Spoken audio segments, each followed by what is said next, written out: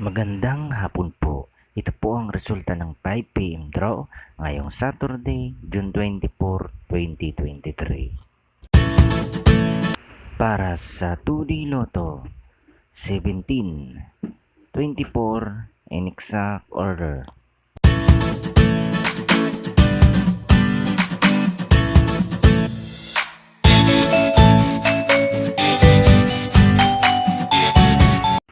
At para naman sa 3D Lotto, 2, 6, 9 in exact order.